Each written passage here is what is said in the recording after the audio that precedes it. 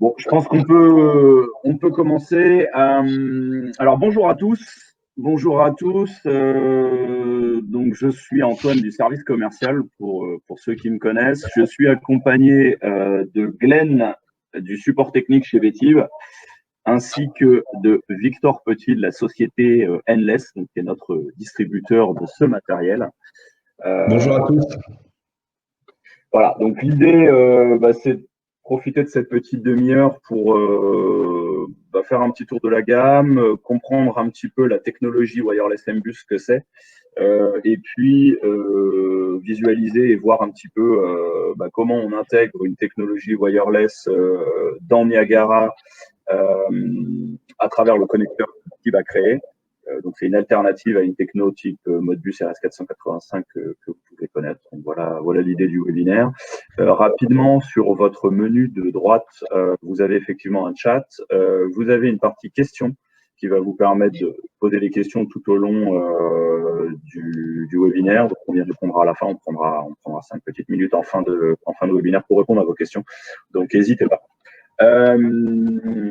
Alors, écoutez, on va commencer. Déployer des sondes wireless MBus avec Niagara. Donc, je vais donner la parole à Victor de la société Endless qui va pouvoir commencer la présentation. Donc voilà, Victor, je te laisse là. Merci Antoine pour l'introduction. Donc oui, bonjour à tous. Moi, je vais vous dire un petit peu, je vais rentrer un petit peu plus dans le détail sur ce qu'on fait chez Endless, notre positionnement, notre offre de capteurs et les technos qui sont utilisés. Alors rapidement, Endless, on se positionne comme fabricant de devices radio IoT et machine to machine pour des applications de gestion technique du bâtiment, d'efficacité énergétique dans le bâtiment. On est en activité depuis une petite dizaine d'années. Depuis la création de la société, on a mis environ en circulation environ 200 000 capteurs sur différentes technologies. On est partenaire Betib depuis un petit peu plus d'un an et demi maintenant, et Betib a fait le choix de distribuer nos solutions sur technologie wireless MBus. Alors pour revenir sur les technologies, aujourd'hui chez Endless, on est actif sur trois technos. Techno wireless MBus, qui est la technologie historique sur laquelle on a développé nos gammes de produits. On s'est positionné un petit peu plus récemment sur une autre techno qui est Sigfox. Et à partir de septembre 2020, on sera positionné sur une nouvelle techno qui est le LoRa. Je crois qu'on y reviendra à la fin de cette présentation. Donc l'idée pour moi, c'est de vous en dire aussi un petit peu plus sur nos applications. En deux mots, on est actif sur trois grandes familles d'applications. On fait tout ce qui est confort, donc monitoring de température, d'humidité, de qualité de l'air au travers de CO2 ou de VOC pour les particules, les composés organiques volatiles. Ensuite, le deuxième gros volet de notre activité, ça va être la télérelève de compteurs. On a des capteurs qui permettent de s'interfacer avec des compteurs d'eau, d'électricité, de gaz, d'énergie via une interface Modbus également qui permet de lire des registres Modbus de compteurs d'énergie. Et ensuite, on fait aussi beaucoup tout ce qui est monitoring de température dans des environnements un petit peu plus endurcis, entre guillemets, où là, on sait mesurer des températures sur des circuits d'eau chaude sanitaire à l'entrée et au départ des réseaux d'eau chaude sanitaire. On sait faire de la mesure de température en chambre froide, etc., etc. Donc, on a des produits qui sont adaptés pour ce type d'application.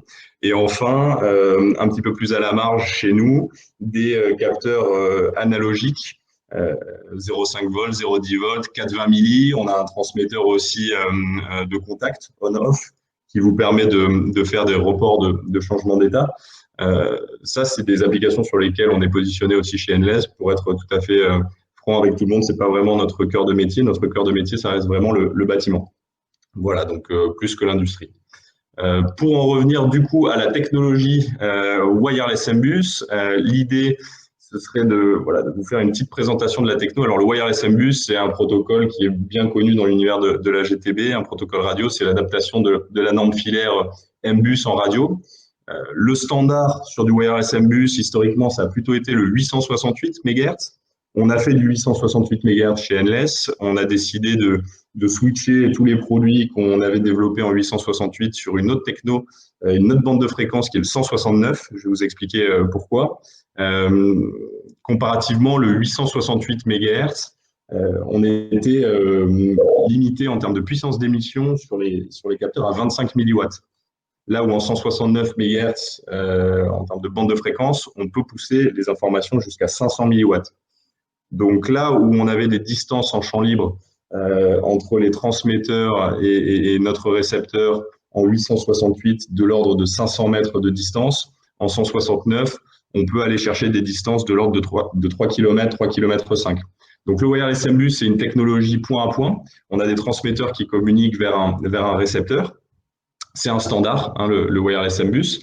Et le gros avantage de la fréquence 169 MHz, c'est une fréquence qui est basse, donc la pénétration des ondes dans l'air est vraiment optimisée par rapport à ce qu'on peut faire en 868. C'est une fréquence qui n'est pas saturée non plus, parce que le 868 a tendance à être beaucoup plus saturé que le 169.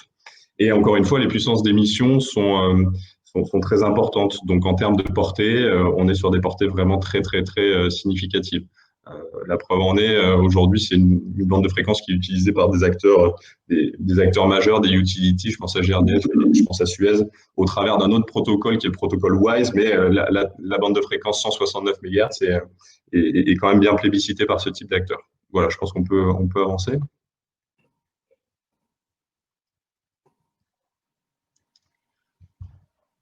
Donc voilà, là, vous avez un schéma d'une architecture classique des produits Endless.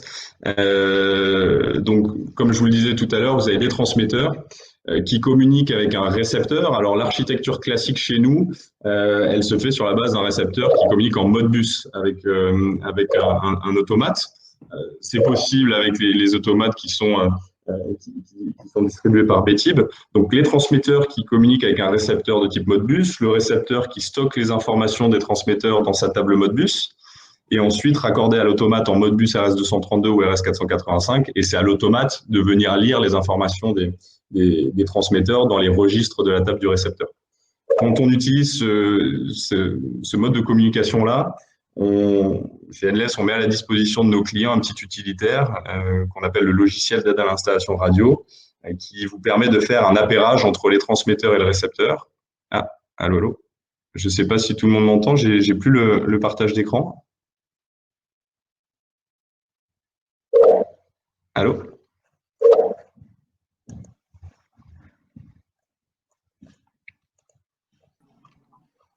Allô? Oui. Je ne sais pas si vous m'entendez, j'ai plus d'écran. On a eu un petit problème. Ouais.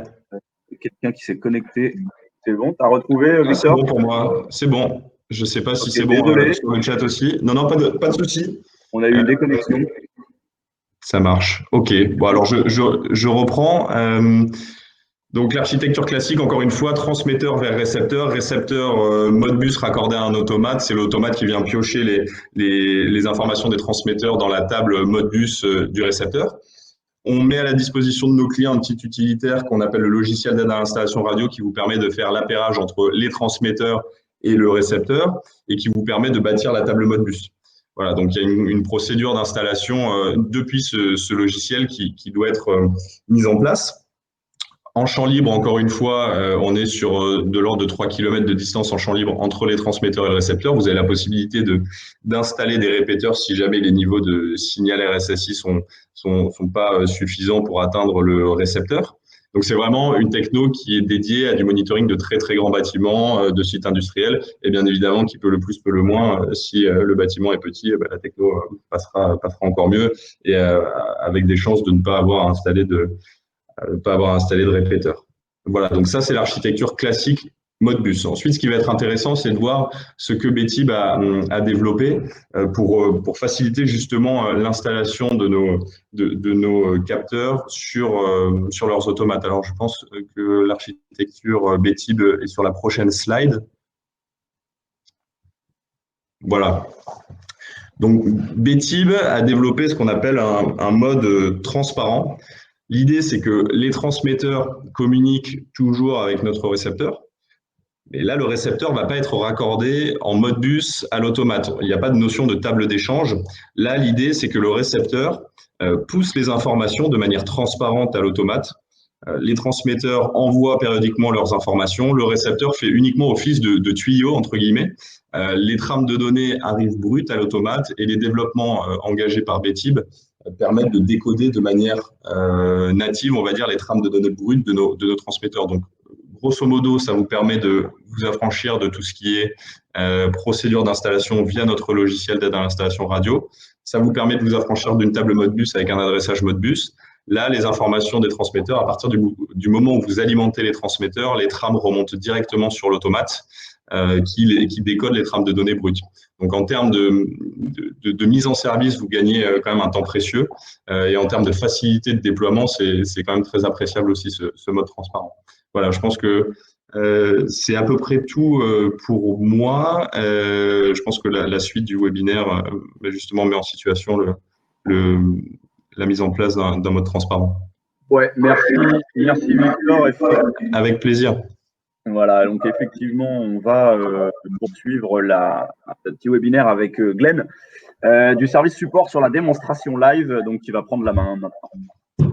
Ouais, donc bonjour à tous. Alors, je vais commencer par switcher l'écran vers une petite caméra qu'on a mis en place. Ici, j'espère que vous voyez. Donc, c'est un peu flou parce que le focus, va être émis de près pour vous montrer un peu la carte électronique des équipements. Donc, pour vous présenter un petit peu le banc de test, donc j'ai un JCC avec une alimentation, un switch et une carte RS232 avec ici un petit connecteur qui permet un petit convertisseur. Et j'ai un récepteur ici et 2 transmetteurs qui se trouvent ici. Donc pour vous présenter, quand vous allez recevoir un produit, c'est ce type de boîte que vous allez avoir. Donc là, par exemple, ce que j'ai dans les mains, c'est un récepteur. Donc ici, vous avez la référence et l'ID qui est juste en dessous. Et là, dans la boîte, ça se présente comme ça. Donc vous avez le récepteur ici. Hop, pardon, je suis un peu loin. Ici, vous avez le récepteur qui est ici. Et en dessous, vous avez un câble USB. Ça permet de faire la configuration, comme disait Victor, avec leur logiciel d'assistance pour la configuration Modbus. Alors nous, ici, la manip consiste à montrer justement le mode transparent. Donc quand vous ouvrez le récepteur, il est important de modifier ici, vous voyez, il y a des petits slots, des petits pins qui sont ici. Donc il faut les mettre dans cette configuration-là. Pour les récepteurs, donc il y a différents types de récepteurs. Il y a des petits thermostats d'ambiance ou des sondes qui ressemblent à ils ont le même boîtier que les transmetteurs.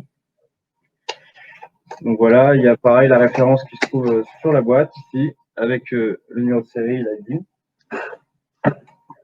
Donc important, les récepteurs, quand vous les recevez, la batterie n'est pas branchée. Donc, la première chose à faire, c'est d'ouvrir le capot et de venir brancher ici la batterie. Donc, je vais faire ça pour les deux que j'ai ici. Donc celui-ci aussi, je vais le brancher. Voilà.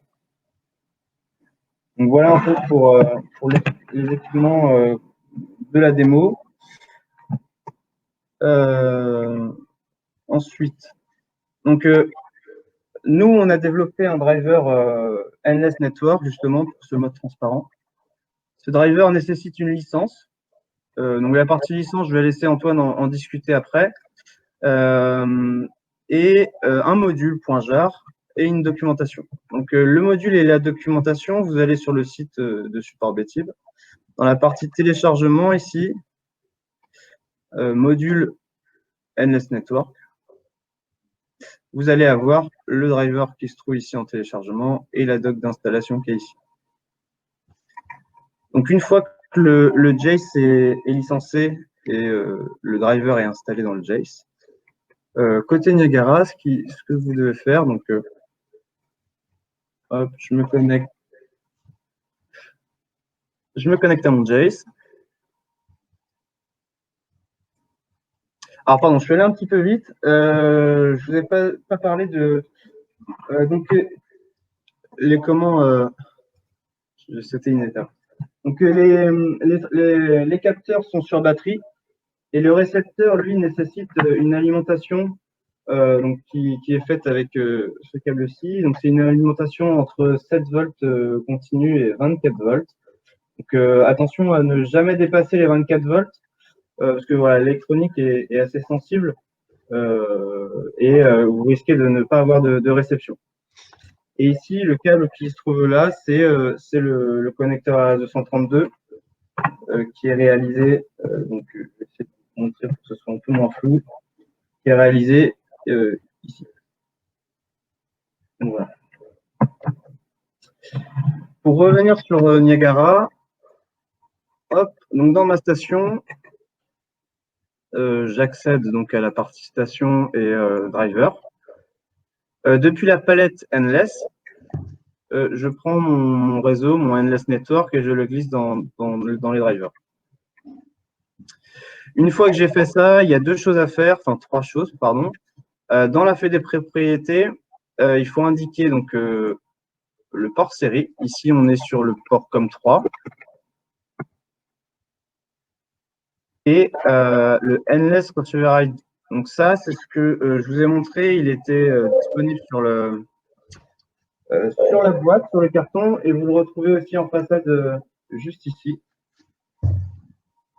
Donc c'est ce numéro-là que vous allez renseigner dans la propriété du réseau ici. Donc moi, c'est le 20 le 53. Je sauvegarde. Et la troisième chose à faire, alors aujourd'hui c'est nécessaire de le faire, mais dans l'avenir ce sera corrigé.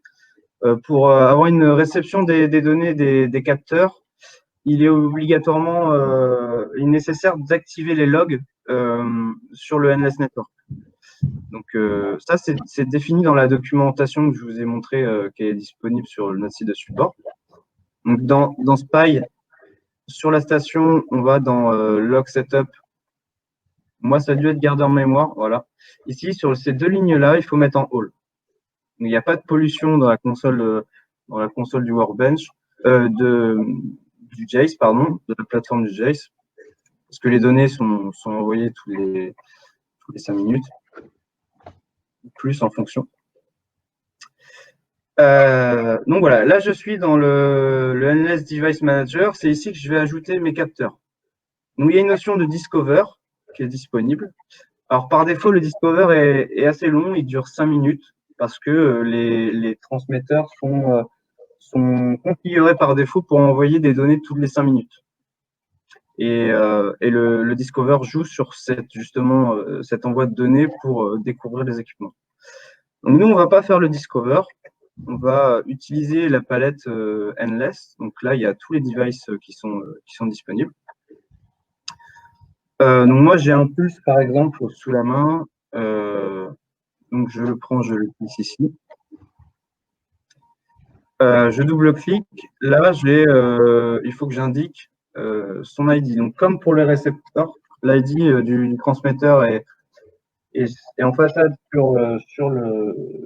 sur le capteur et sur leur boîtier. Donc moi, c'était ça, donc 52 2701. Et je lui avais déjà préconfiguré pour qu'il envoie toutes les minutes. Je vais vous montrer comment on peut modifier justement ces intervalles de transmission. Donc, une fois que j'ai ajouté mon équipement, je vais dans sa feuille des propriétés.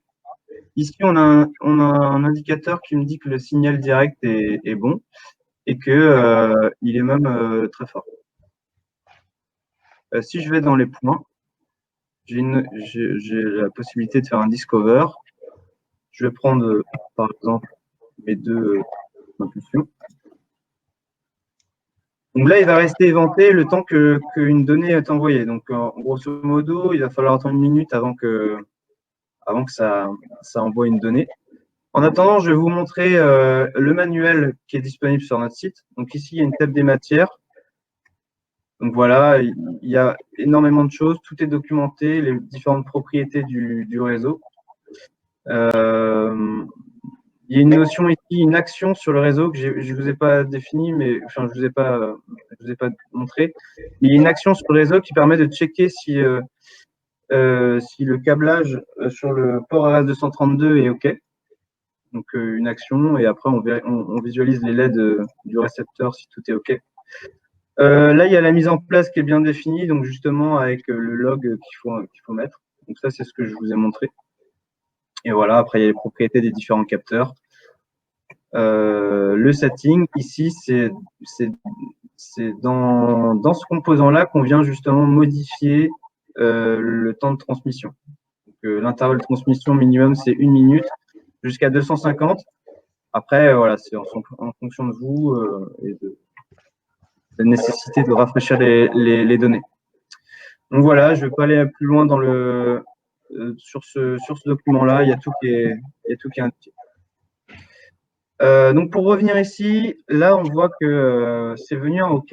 Si je bascule sur la caméra, je vais vous montrer donc, ce composant-là. Je vais faire des petites impulsions pour incrémenter le comptage. Je ne sais pas si vous allez le voir, on peut juste ça. On va essayer d'en faire un peu.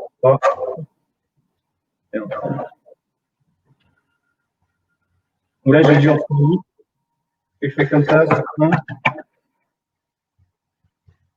Je suis pas très bien compté.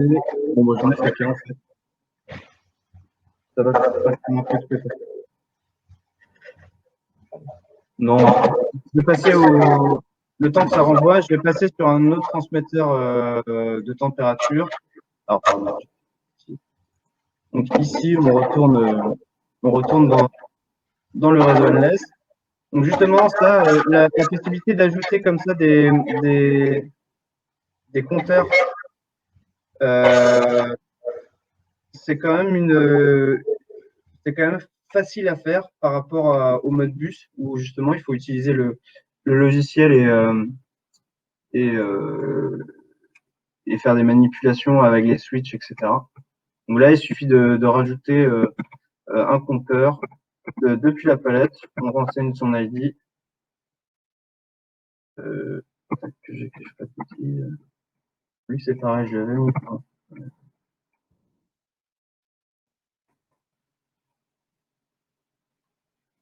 Donc là, pour l'instant, il n'a pas encore envoyé de données de signal, donc il n'y a pas d'indication sur ces configurations, sur ces paramètres-là. Ici, si je fais un discover, je vais pouvoir prendre ma valeur de température.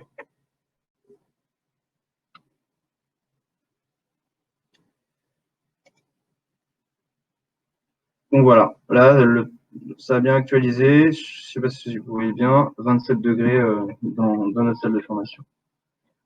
Donc voilà pour la démo. Donc pour faire un rapide avantage entre le mode transparent, ce que vous avez vu, c'est que c'est très facile à mettre en place, à ajouter des capteurs et à reprendre les données. Si vous voulez quand même utiliser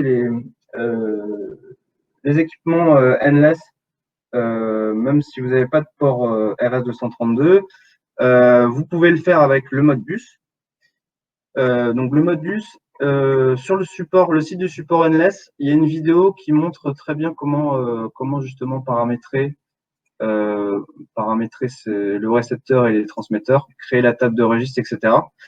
Donc si vous allez dans endless-wireless.com, sur support vidéo tutoriel, la première vidéo montre toutes ces étapes-là. Donc voilà. Je laisse la main à Antoine. Je repars sur le slide. Voilà. Merci Glenn. Ouais, donc effectivement, comme on a pu le voir, c'est vrai que l'intérêt de la version transparente, elle elle est visible tout de suite. Hein.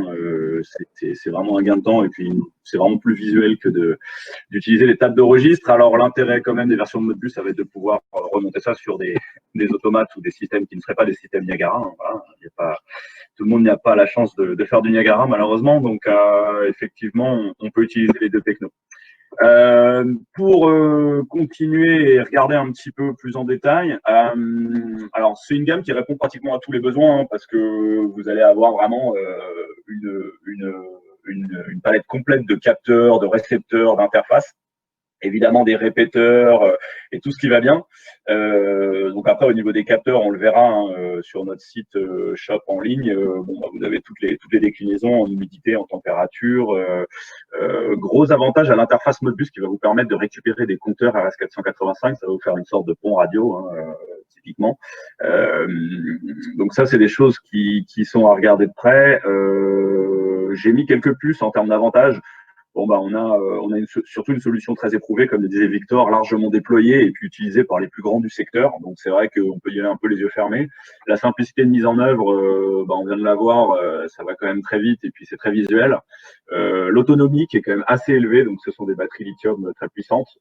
Évidemment, elles se changent. Évidemment, l'autonomie dépend aussi des intervalles d'interrogation des équipements, comme on a pu le voir. Ils se paramètrent entre 1 et 250 minutes. Donc, selon votre échantillonnage, c'est sûr que vous allez améliorer ou pas votre autonomie.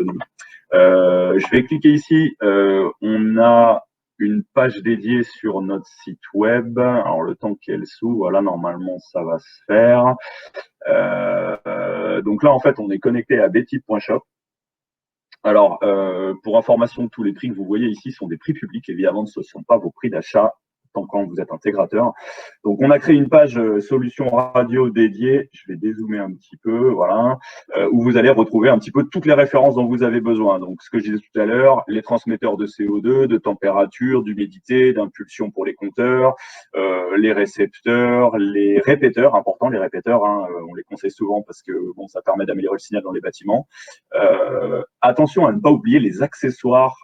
Quand on achète les récepteurs notamment, les antennes ne sont pas livrées avec parce qu'on a le choix entre des antennes extérieures et intérieures, plus ou moins longue portée. Donc, c'est important de penser à ça. Bon, après, nous, de toute façon, Betty, on est là pour vous conseiller au moment de votre achat sur des choses que vous auriez potentiellement oubliées. Voilà, donc le site est fait de la façon suivante. Vous pouvez trier par type de capteur et puis par type d'entrée, type de signaux. Et après, derrière, quand vous rentrez dans le détail d'un produit, avant de l'ajouter au panier, vous avez la possibilité de récupérer un petit peu une photo, une description et surtout les fiches techniques et manuels d'installation et puis les informations détaillées de chaque référence. Donc, n'hésitez pas à consulter ce site. Comme je disais, les prix sont publics. N'hésitez pas à vous créer un compte et à nous demander votre code remise. Si je reviens sur ma petite présentation, voilà, donc on a vu un petit peu la gamme au sens large, avec pas mal d'intérêt. Pour terminer, en termes d'informations supplémentaires, attention à bien penser à la carte RS232 comme l'a présenté Glenn, c'est-à-dire qu'il nous faut forcément cette carte accessoire. Le petit accessoire de connexion, il me semble aussi que c'est des choses qu'on peut vous mettre à disposition. Là, le petit accessoire avec un petit bornier, ça permet de pas chercher, de pas courir chez votre revendeur de matériel électronique au moment où vous le mettez en route. Driver gratuit, si les produits sont achetés chez nous, évidemment. Alors là, je m'adresse, a priori, dans l'assemblée, il y a pas mal d'intégrateurs qui font du Niagara chez Betib, mais bon, le Niagara n'existe pas que chez Betib, heureusement.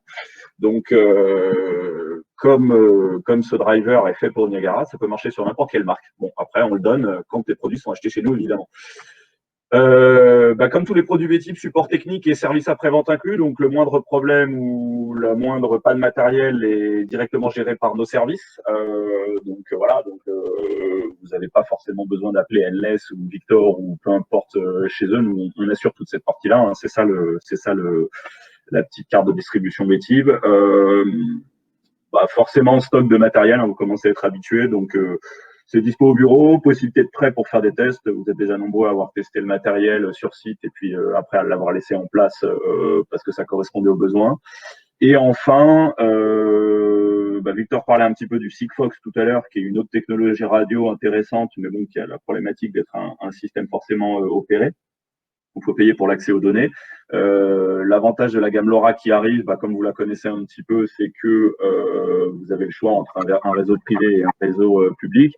C'est vrai que le LoRa peut avoir un intérêt parce que il a certaines propriétés plutôt en vogue.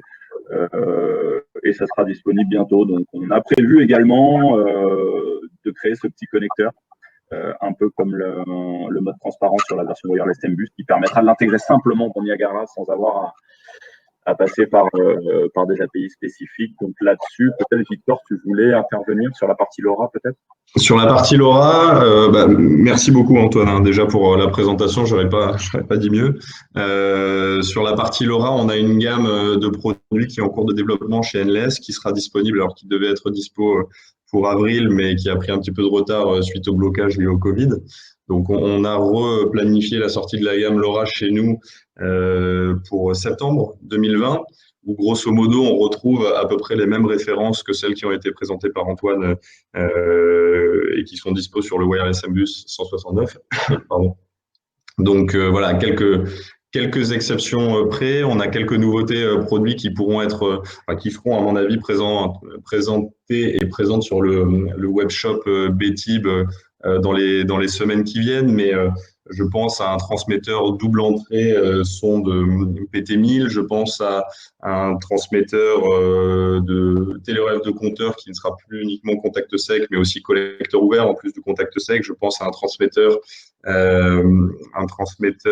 température et humidité version extérieure. Jusqu'à présent, on faisait que du confort sur la température et humidité, donc des produits IP40 pas vraiment renforcés pour des applis extérieures. Et sur la partie qualité de l'air, un produit qui est très plébiscité aujourd'hui, on a beaucoup de demandes, c'est sur la partie VOC. Aujourd'hui, en Wireless MBus, on ne fait que du CO2. Demain, en LoRa, on fera du CO2 et du VOC pour les composés organiques volatiles. Donc tout ça, ce sera disponible à partir de septembre chez nous, avec un connecteur qui sera développé aussi par Betib pour un mode de fonctionnement qui sera sensiblement le même qu'en Wireless MBus. Alors en LoRa, on aura la possibilité d'utiliser les produits de 3 manières distinctes. Première façon, LoRaWAN opéré, où là, on a les transmetteurs qui, à partir du moment où ils seront positionnés dans une zone couverte par le réseau d'un opérateur LoRaWAN, donc soit Obgenius, soit Orange pour les participants français, là, ils pousseront les informations directement vers le cloud d'un des opérateurs. Donc ça, c'est du LoRaWAN opéré. On pourra faire du LoRaWAN privé, donc sur base de gateway LoRaWAN. Alors, il y a des standards sur le marché, Multitech, Keralink, CloudGate, etc. Et on pourra faire du LoRa privé, 100% propriétaire Enless, à la manière du Wireless MBus, donc transmetteur vers récepteur Modbus vers automate ou récepteur mode transparent vers automate Betib. Voilà.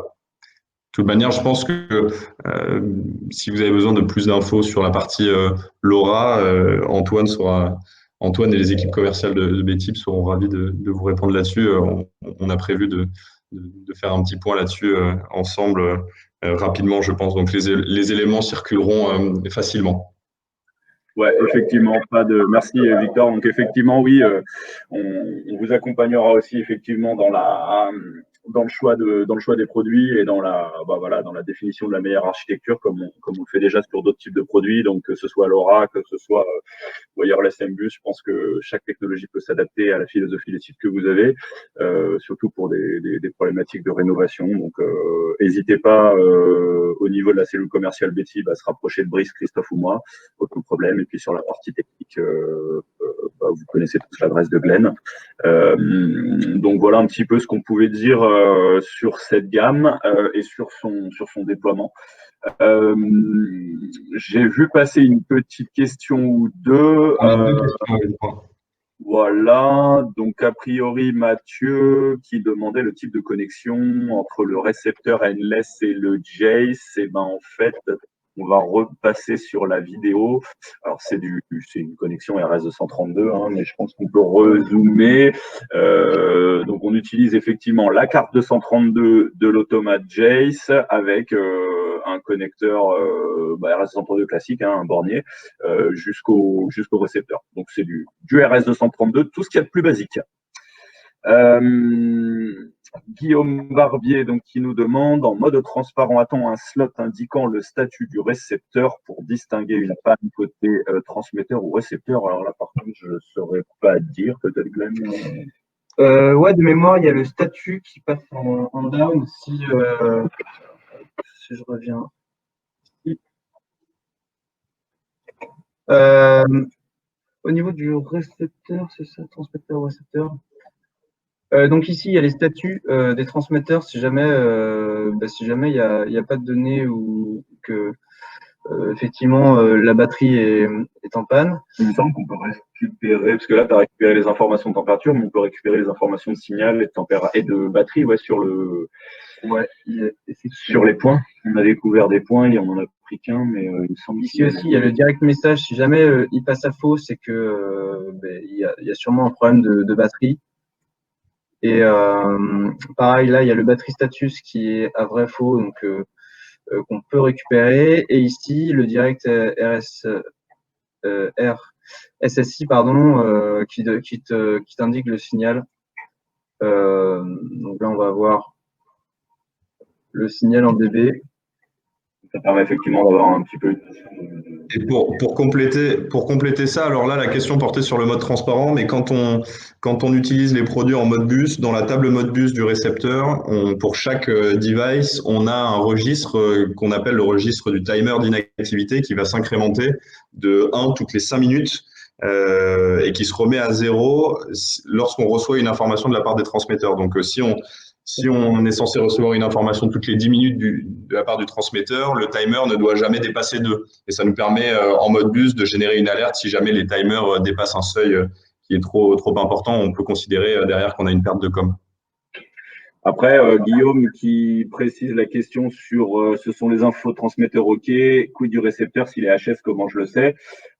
Bon, là, je ne suis pas à la place de Glenn, mais je pense que tu auras une perte de com, tout simplement, un défaut de communication dans Niagara sur lequel tu peux associer une alarme. On n'aura pas vraiment d'informations sur le récepteur.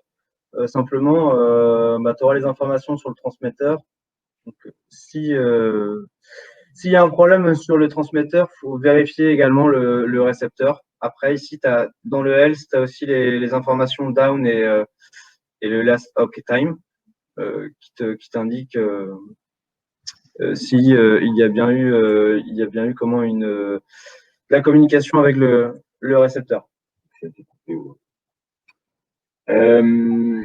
Alors Nathan qui nous demande, a-t-on le choix sur le type de sonde, PT100, 1000, NTC, le diamètre et la longueur des sondes ECS par exemple? Le transmetteur est-il distinct de la sonde? Là, sur ce point, oui, on a la possibilité d'utiliser soit un capteur avec la sonde intégrée, soit un capteur avec une sonde externe qu'on va pouvoir venir raccorder sur le boîtier. Victor, je dis pas. Oui, c'est de la PT100. Sur les sondes externes, on est sur de la PT100 de fil, que ce soit pour nos capteurs de sondes de contact déportées, typiquement pour de la mesure de température sur des applications de CS. Là, on est sur de la PT100 de fil et on a un capteur aussi PT100 de fil sur de l'immersion où là, on a une sonde qui peut être plongée dans un doigt de gant pour de la mesure de température dans des fluides. PT100 de fil, remplaçable sans souci. On est sur des capteurs numériques qui ne nécessitent pas de recalibration particulière. Voilà, donc effectivement, Nathan, pour tes applications, effectivement, plutôt s'orienter sur des. On a plongeur PT100, ouais. Sur la longueur par défaut des sondes, longueur par défaut 1,50 m de sonde PT100 et ensuite possibilité effectivement de revoir la longueur, de l'augmenter ou de la réduire. Alors généralement c'est plutôt d'augmenter, mais ça se discute généralement sur des projets spécifiques avec du volume. Nouvelle question de Guillaume. Disponibilité d'un slot numérique RSSI, valeur en dB ou uniquement un indicateur Enum ou Xstrong? Alors là, par contre, je ne maîtrise pas du tout.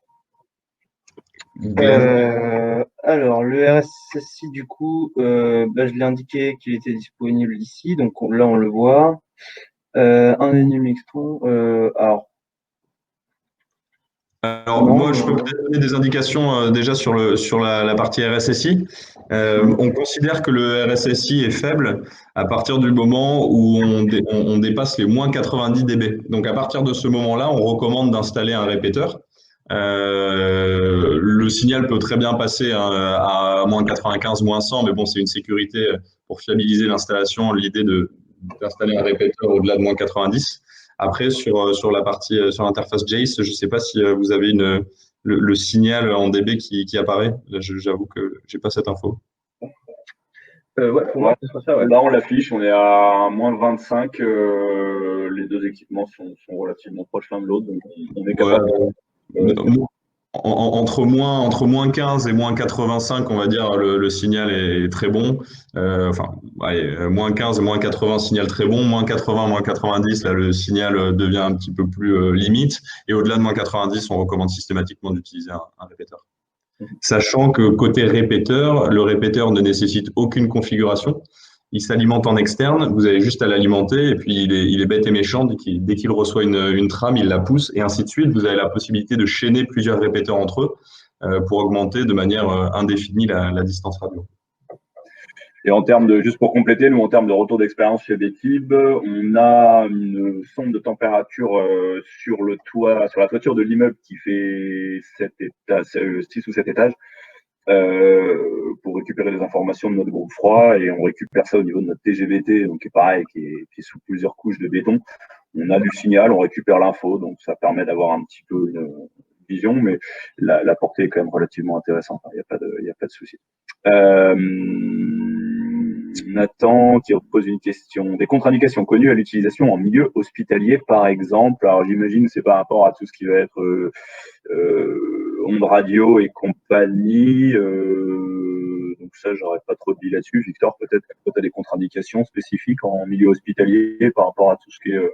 Non, pas de contre-indication particulière. Nous, on travaille beaucoup avec de gros exploitants aujourd'hui, comme Engie Cofeli, comme IDEX, Dalkia, avec qui on est en contrat cadre, et qui sont amenés à poser nos capteurs sur ce type d'application. Donc, non, il n'y a pas de contre-indication particulière. De toute manière, tous nos capteurs sont certifiés CE, donc tout ce qui est certification vis-à-vis des ondes et de la dangerosité potentielle sur l'homme, tout ça a été passé avec succès chez nous. Donc, on a des rapports qui peuvent être envoyés, qui peuvent être fournis si jamais ça peut être un sujet de doute. Mais non, pas de contre-indication particulière. La seule chose sur la partie milieu hospitalier, on sait sur les applications de nos clients que tout ce qui est hôpitaux, labos, on est sur des applications où on vient mesurer généralement des températures qui peuvent être amenées à être des températures négatives et très très froides. La sonde aujourd'hui sur du PT100, on va jusqu'à moins 30 degrés.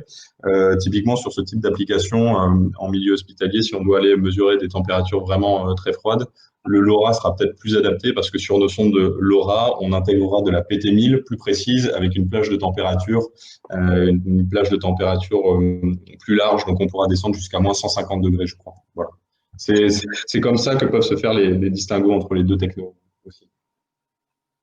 Ok, enfin, une question de Guillaume à nouveau. Limite au nombre de transmetteurs pour un récepteur. Alors, je crois qu'en mode bus classique, c'est du 32. Exactement. Pour un récepteur. Alors avec notre mode transparent, je sais pas du tout. C'est quelque chose qu'on pourra te redire, Guillaume, hein, parce que alors là, je t'avouerai que je pense pas qu'on ait fait l'essai. Donc c'est quelque chose qu'on pourra te redéfinir. Là-dessus, on n'a pas de réponse sur la version transparente. Ok. Et dernière question, et puis après je pense qu'on aura fait le tour, la durée de vie approximative de la batterie sur base de transmission une fois toutes les 15 minutes et le format de la batterie. Alors, le format de la batterie dépend du type de transmetteur. Sur les transmetteurs d'ambiance casing blanc, on est sur des batteries de type C. Et sur les transmetteurs dits endurcis casing gris, on est sur des batteries de type D, donc un petit peu plus grosses. Je suis en train d'aller récupérer les éléments d'autonomie sur nos calculs, sur une base de 15 minutes. Alors ça, je pense que Betty, vous avez ces éléments aussi que vous pouvez partager, mais on est à 10 ans d'autonomie pour tous les transmetteurs sur une base de 15 minutes de périodicité de transmission, à l'exception du transmetteur CO2 où là on annonce 1 an et demi parce qu'il faut savoir que le transmetteur CO2 est très très énergivore. Voilà, donc on recommande d'espacer les transmissions sur la partie CO2. Voilà, mais 10 ans pour l'intégralité de la gamme sinon. Sachant, encore une fois, je vais insister là-dessus, c'est une gamme aujourd'hui, le Wireless M-Bus 169, qui est une gamme qu'on met en circulation depuis environ 6-7 ans. Donc, on a un vrai retour d'expérience sur la partie batterie et les calculs qui sont donnés ici sont des calculs qui sont fiables. Voilà, il n'y a pas de loup derrière les calculs de durée de vie de batterie. On a des produits qui sont en circulation depuis 7 ans et on commence à peine à faire des premiers remplacements de batterie sur des applications où la transmission se faisait par exemple toutes les 5 minutes. Donc, c'est vraiment des calculs qui sont solides. Ok, merci Victor. Je pense qu'on a fait le tour des questions. Donc, bon, après, de toute façon, Betty est disponible pour aller plus loin et approfondir un petit peu les échanges, aucun souci. Donc, je pense qu'on a fait un bon tour. Merci à tous pour votre participation. Merci à Victor de s'être rendu disponible. Avec grand plaisir, merci à vous. Voilà, et puis écoutez, on vous souhaite à tous une bonne semaine et puis on vous donne rendez-vous pour le prochain webinaire. Voilà, merci à tous, à très bientôt et merci pour vos encouragements. À bientôt, merci, au revoir.